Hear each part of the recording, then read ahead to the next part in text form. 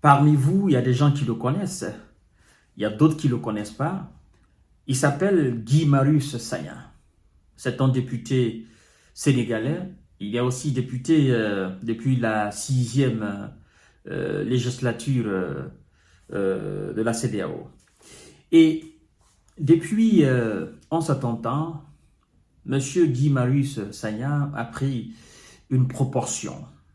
Il a pris une dimension beaucoup plus panafricaniste. Et lors de son intervention au cours, je crois bien, du sommet de la CEDEAO, M. Guy Marius Sagna a fait une déclaration très importante pour la CEDEAO. D'accord? Parce qu'il parle de la refonte profonde de la CEDEAO ou la mort de la CEDEAO. Alors, M. Guy Marius nous dit ceci, mesdames et messieurs et mesdemoiselles.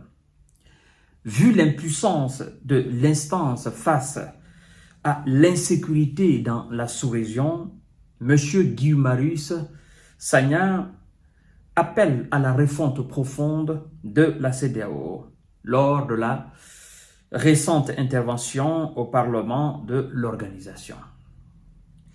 Il a notamment pointé du doigt son inaction face aux défis sécuritaires auxquels sont confrontés des pays comme le Burkina, le Niger, le Mali.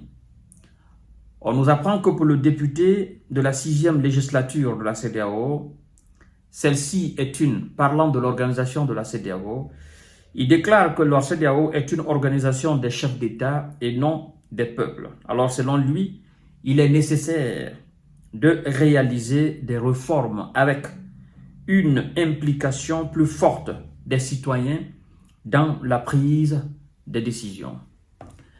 Dans cette déclaration de M. Guy Marius Sagna, moi je voudrais simplement apporter quelques précisions. Nous savons tous que la CEDEAO a besoin d'une renaissance, que la CEDEAO a besoin d'une refonte profonde, que la CEDEAO a besoin de revoir le fonctionnement de ces institutions, de l'institution et naturellement revoir son rapport avec les puissances étrangères. Parce que tout le problème c'est là. Aujourd'hui, les pays qui sont encore en son sein, la jeunesse de ces pays, les différentes jeunesses de ces pays se posent vraiment la question, est-ce que la CEDEAO appartient vraiment au chef d'État de l'Afrique de l'Ouest? La réponse est non. La réponse est non parce que il faut juste jeter un coup d'œil au sommet de la CEDEAO quand ils sont réunis là, à Abuja ou je ne sais quoi encore. Il faut juste jeter un coup d'œil là-dessus. À travers la composition de la salle, vous vous rendez compte que la CEDEAO n'est pas pour l'Afrique de l'Ouest, encore moins pour les Africains. La CEDEAO est infestée par des réseaux des Occidentaux, la France, les États-Unis et leurs alliés. Souvent, on a l'impression que, en fait, c'est un sommet des Européens et des Américains, tellement qu'ils sont remplis, ils sont versés dans la salle. Or, les sommets de la CEDEAO sont censés être des lieux où des moments pendant lesquels on doit prendre des décisions pour diriger d'une façon équitable, d'une façon rentable, d'une façon naturelle, d'une façon aussi soucieuse, n'est-ce pas, les pays de l'Afrique de l'Ouest. Qu'est-ce qu'il faut réellement pour faciliter les choses pour les populations?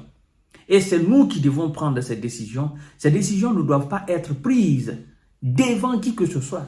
Parce que, à titre d'exemple, lorsque vous prenez souvent les différents sommets de l'Union européenne ou de l'OTAN, il n'y a pas un Africain qui assiste à ces différents sommets. Les sommets de l'Union européenne à Bruxelles, par exemple, il n'y a pas un président, n'est-ce pas, de la CEDEAO ou même un président africain qui assiste à ce sommet. Il n'y a même pas de journalistes africains qui assistent à ce sommet-là. Il n'y a pas d'émissaires, il n'y a pas de diplomates africains qui assistent à ce sommet. Ils vont faire quoi là-bas? Ils vont faire quoi là-bas? On ne les permet même pas d'entrer dans la salle. Or, nous, quand il s'agit de la CEDEAO ou des organisations sous-régionales africaines, ces gens, ils remplissent la salle. Ils sont là pour nous écouter, ils sont là pour prendre des notes.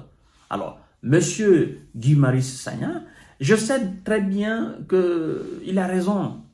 Mais l'autre aspect qu'il doit aussi comprendre, c'est que quand il parle de l'inaction de la CEDEAO ou de l'impuissance de la CEDEAO face aux défis sécuritaires dans les pays comme le Mali, le Burkina, le Niger, moi je souhaite dorénavant que M. Sagna oublie ces pays-là quand il parle de refondation ou de réforme ou de refonte profonde de la CEDEAO. Parce que la CEDEAO fasse maintenant une refonte ou pas, ces pays n'ont plus absolument rien à voir avec la CEDEAO. La CEDEAO fera sa refonte pour mieux structurer les pays qui sont encore en son sein, pour ne pas que ces pays-là partent. Parce que si ces pays-là partent, ça sera une humiliation totale. En ce qui concerne les pays de l'AES, la CEDEAO n'a plus à se soucier de l'aspect sécuritaire ou de l'insécurité dans ces pays-là. Ces pays, la question de sécurité est aujourd'hui débattue, n'est-ce pas, par l'Alliance. L'Alliance Mali-Burkina-Niger. Et donc, que ces pays-là tombent aujourd'hui ou pas, ce n'est pas le problème de la CEDEAO. Ou que ces pays-là aillent de l'avant ou pas, ce n'est pas le problème de la CEDEAO. Vous comprenez? En fait, ça c'est une alliance qui n'a pas pour le moment de rapport avec la CEDEAO. Parce que, à ma connaissance, je n'ai pas encore vu ou entendu qu'il y ait un quelconque rapport ou une quelconque convention entre l'AES et la CEDEAO. La CEDEAO tente jusqu'à nos jours à ce que ces pays reviennent en son sein. Mais ça, c'est fini, ça. C'est fini. Donc, la question de la refonte de la CEDEAO, ça concerne les pays qui sont encore, n'est-ce pas, membres de la CEDEAO. Les pays qui ne sont pas membres, ce n'est pas leur problème. Donc, la CEDEAO a bel et bien raison, n'est-ce pas, de revoir sa structure si elle veut que les autres qui sont là restent. Naturellement. Mais moi, je suis sûr de quelque chose. La CEDEAO ne peut pas.